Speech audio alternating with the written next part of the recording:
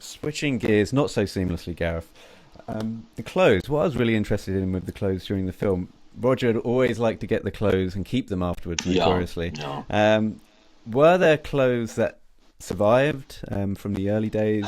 Are they in archives? Do we know where they are? Sadly not, no. It's amazing. We quite often be asked for charity events, could you donate a suit? Could you donate a pair of shoes that was used in Bond? Ah, And, he would say, look, I gave up Bond in 1985. I have been through a divorce. My wife pretty much got everything. He walked out the house with a suitcase and she got everything else. She probably shredded his clothes. And he said, unfortunately, bit by bit, they've all gone. If they didn't fit me, I probably got rid of them. And there wasn't a mentality, I suppose, back in the 80s of saving things. These could be useful, archiving things. His scripts, all of his Bond scripts were in his office with his notes.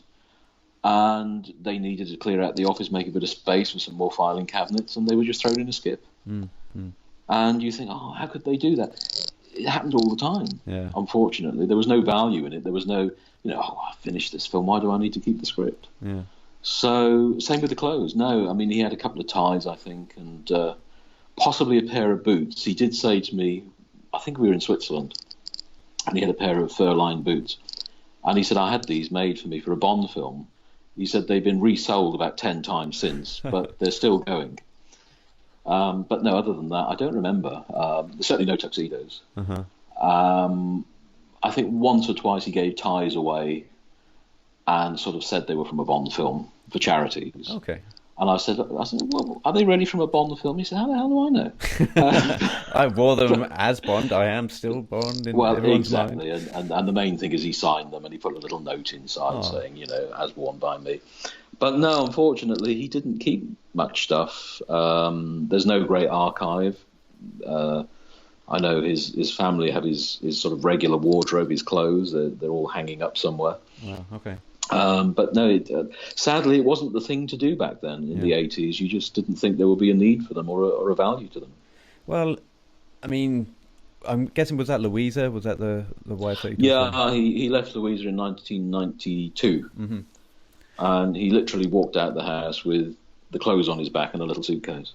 Well, I think everyone's of the mind, or slowly coming around to the idea, especially if you live in London, that there's only so much space for everything. And if you're moving around a lot of the time, there's only so much stuff you really want to lug around with you. I mean, Well, yeah, and particularly in the case of clothes, if they don't fit you anymore. He filled out a little bit after Bond, so he couldn't quite get into all the suits.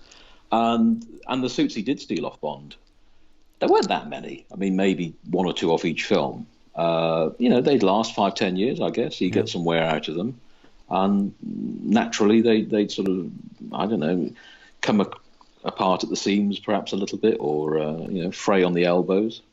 I guess nothing like nowadays, whatever Bond touches, proverbial Bond, Daniel Craig, they know that this could be a fortune to someone, or this could be in a museum and this will be worshipped. I don't think it gets whisked off the set straight away, put in a nice storage case or in a nice dry cleaning type bag, and labelled, worn by Daniel Craig in such and such a scene. Yeah. And they never used to do that, of course. Which is a shame. I was also curious, Gareth, whilst I've got you on the phone, that the Live and Let Die diaries, sorry, the 007 diaries. Yeah. When I got wind that this was actually a thing, which was admittedly quite late into the game, I was thinking, how come he didn't do one for every film? Was it something that he chose not to do, didn't have time? Well, I think if you read the book, you'll see that he was fairly blunt about the producers, and particularly Harry Saltzman. And I think Harry, knowing Harry Saltzman, he probably didn't read it until after it was published. And then thought, hey, hang on a minute, my star's calling me all sorts of names here. So I think it was probably a little political, that maybe the producers didn't see themselves coming out of it all shining. But, it's an honest diary. And sometimes, Harry Saltzman would throw a big fit and sack the caterers. So it just went into the diary. I think Harry Saltzman in particular came out of it looking less than golden. Well, yeah, especially when he tells the waiters to go back in and recook everything and bring it all out with people. And Roger said, Roger said he wouldn't just do it once, he'd do it 2 or 3 times. And he said, what the chef is going to do to that steak. Right. and you know he's going to spit on it or wipe it somewhere.